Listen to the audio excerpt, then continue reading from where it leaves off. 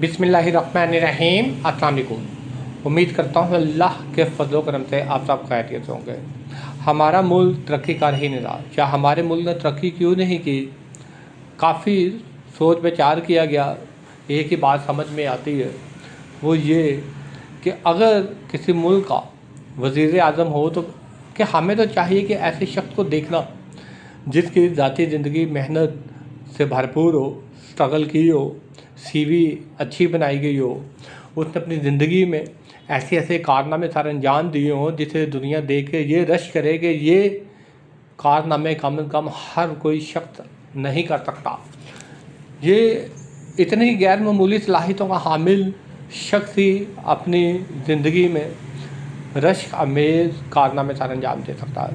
अगर कोई शख्स इतने कैलिबर का मालिक हो, इतना बासलाहियत हो, इतना अहलियत वाला हो, तो फिर उसको इतने बड़े ओहदे पर या इतना बड़ा मनसब देना जो है वो समझ में आता है।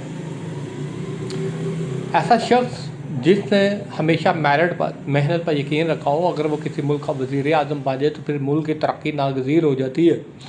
वो मुल्क सही लफ्ज़ों में तरक्की के रास्ते पे जाता है। फिर उस मुल्क में फेवरेटिज़म जो है, नेपोटिज़म जो है, रिश्वत, चोर बाज़ारी जो है वो ख़त्म होती है।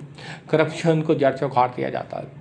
लेकिन जिस मुल्क में हुक्मरान ये कहते हों कि हम बहुत तजर्बाकार तरीन हैं, बहुत ज़्यादा तजर्बाकार तरीन होने का मतलब कि मुल्क पर एक लंबे अरसे तक हुकूमत की हो, लंबे अरसे तक हुकूमत करने के बावजूद, इतना ज़्यादा तजर्बा रखने के बावजूद मुल्क तरक्की ना कर रहा हो, मुल्क जो है वो IMF के कर्ज़े के नीचे हो, बेरोज़गारी बढ़ रही हो, गुर्बत बढ़ रही हो, महंगाई बढ़ रही हो और आए दिन शहरियों के लिए ज़िंदगी अजीरन होती जा रही हो, मुल्क की सियासी क़ुव्वतें दावा बस ये कर रही हैं वो तजर्बाकार तरीन हैं, तजर्बाकार तरीन हैं, तो फिर वो तजर्बा किस चीज़ का जो मुल्क की तरक्की के काम ना आए।